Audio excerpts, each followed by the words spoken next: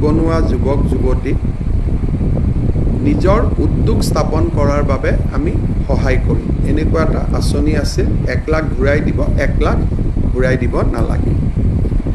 তাৰে যিটো প্ৰথম পৰ্যায়ৰ ইণ্টাৰভিউ আছিলে, সেই ইণ্টাৰভিউটো সমাপ্তি হ'ল।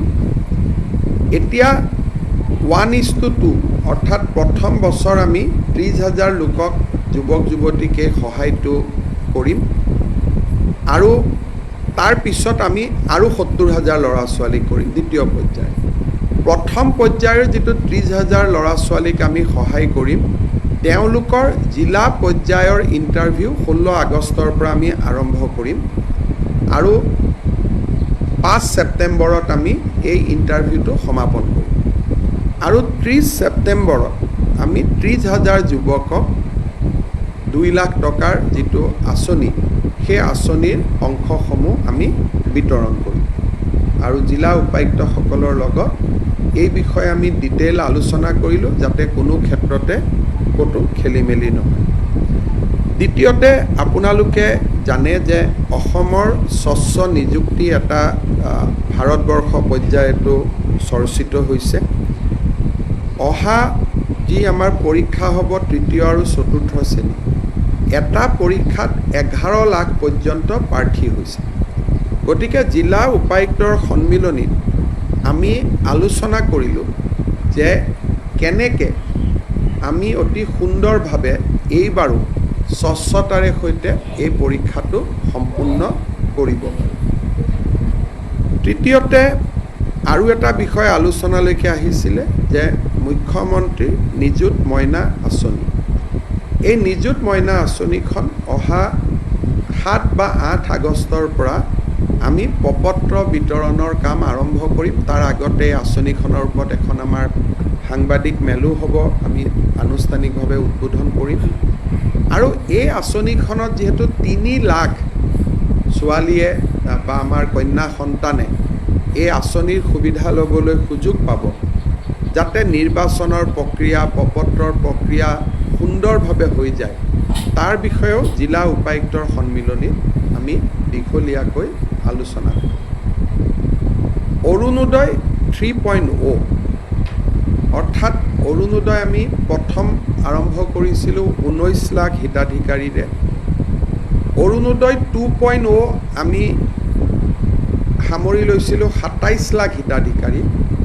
এতিয়া অৰুণোদয় 3ত আমি সিদ্ধান্ত লৈছোঁ যে আৰু আমি প্ৰায় আপোনালোকে হিচাপ কৰিব লাগিব যে ফটাক কৰি পূৰণ কৰি দিছোঁ।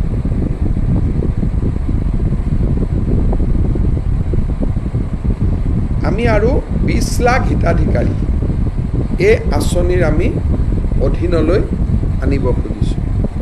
যদি 20 লাখ হিতাধিকাৰীক এই আঁচনিৰ অধীনলৈ আনো, তেতিয়াহ'লে এই আঁচনিৰ অধীনত বেনিফিটেড পৰিয়ালৰ সংখ্যা 47 লাখলৈকে বৃদ্ধি পাব। আমি অৰুণোদয় 2.0 আধাৰ আৰু ৰেচন কাৰ্ডৰ লগত জড়িত নাছিল। তাৰ কাৰণে মই যোৱাকালি পৰহি যেতিয়া উপায়ুক্তৰ সন্মিলন আৰম্ভ হৈছিল, মই কৈছিলোঁ যে কিছুমান অৰুণোদয় হিতাধিকাৰী অবাঞ্ছিত লোকৰ হাতলৈকেও যোৱাৰ কিছু তথ্য আমাৰ হাতলৈ নিৰ্বাচনৰ সময়ত আহিছিলে। সেইকাৰণে এইবাৰ আমি সিদ্ধান্ত কৰিছোঁ যে অৰুণোদয় আঁচনিটো পাবৰ কাৰণে ৰেচন কাৰ্ড থাকিবই লাগিব আৰু যদি ৰেচন কাৰ্ড কাৰোবাৰ থাকে তেতিয়াহ'লে তাৰ আধাৰো থাকিব লাগিব। অৰ্থাৎ Orunodoi will be link with Aadhaar and ration card. সেইকাৰণে বৰ্তমানলৈকে পাই থকা অৰুণোদয় হিতাধিকাৰী আৰু নতুনকৈ 20 লাখ যি হিতাধিকাৰী হ'ব, তাৰ কাৰণে এটা নতুন নিৰ্বাচনী প্ৰক্ৰিয়া এটা আৰম্ভ হ'ব। অৱশ্যে যেতিয়ালৈকে নতুন বেনিফিচিয়াৰী নিৰ্বাচন নহয়, তেতিয়ালৈকে পুৰণাসকলে অৰুণোদয় পাই থাকিব। কিন্তু যেতিয়া নতুন হিতাধিকাৰী হ'ব, বৰ্তমানে পাই থকা সকলোৱে নাপাবও পাৰে। যদি তেওঁলোকৰ ৰেচন কাৰ্ড নাই বা তেওঁলোকৰ আধাৰ নাই, তেতিয়া তেওঁলোকে নাপাবও পাৰে। অহা ছেপ্টেম্বৰ মাহৰ পৰা আমি অৰুণোদয় হিতাধিকাৰী পইণ্ট 3ৰ কাৰণে অৰুণোদয় পইণ্ট 3 এই হিতাধিকাৰী নিৰ্বাচনৰ প্ৰক্ৰিয়াটো আমি আৰম্ভ কৰিম আৰু এই কামটো যাতে খুব সুষমভাৱে, কাৰণ অৰুণোদয় হিতাধিকাৰী প্ৰায় ডাবল হৈ যাব, আজিতকৈ দুগুণ হৈ যাব। আজি ২৭ লাখ আছে, তেতিয়া প্ৰায় ৪৭ লাখ হ'ব। ডাবল নহ'ব, অকণমান ডাবলতকৈ কম হ'ব।